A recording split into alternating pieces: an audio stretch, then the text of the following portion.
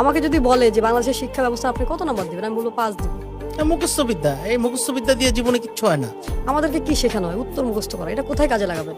আপনাকে আমি যদি বলি যে বঙ্গবন্ধু কত সালে পৃথিবীতে এসেছে, কত সালে গিয়েছে, এটা আমার লাইফে কি ইম্প্যাক্ট ফেলে? কিচ্ছু হবে না, এইসব জেনে এই লাভ সাল হবে আমি না। মুখস্থ করে কি করবো? রবীন্দ্রনাথ কত সালে কি করেছে, তার কয়টা বই আছে, ঘোড়া নাকি শেষের কবিতা, লাভ কি আমার জীবনে? প্রশ্ন করা শেখায় না। সে যদি ডাক্তার হতে চায়, আমি মনে করি তাকে 5 থেকেই সায়েন্স পড়ানো উচিত। সে এমনভাবে ডাক্তার হোক যাতে সে প্রতিটা জিনিস বুঝতে পারে যে আমি কোথায় হিট করলে তার জীবনে।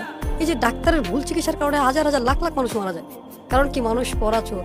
সে ডাক্তারি শিখতে যেও চুরি করছে, মুখস্থ বিদ্যা মুখস্থ করেছে, পড়ার জন্য উত্তর দিয়েছে, এখন মনে শেষ। থাকতেছে না। এখন আর মনে থাকতেছে না। কারণ সে যদি প্র্যাকটিক্যালি করতো।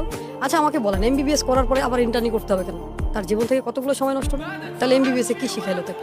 মাস্টার্স পাস করে আবার কম্পিউটার কেন শিখতে হবে? মাস্টার্সের পদ্ধতি মাস্টার্সের ভেতরেই থাকতো ওই সাবজেক্টগুলো, এই যা যা দরকার এই সাবজেক্টগুলো। 20 বছর শেখার পরে ইংলিশ বলতে পারি না আমরা, হুম তাহলে কি ইংলিশ শেখায়? এই শিক্ষা ব্যবস্থা আমাদেরকে শেখায় দাসত্ব।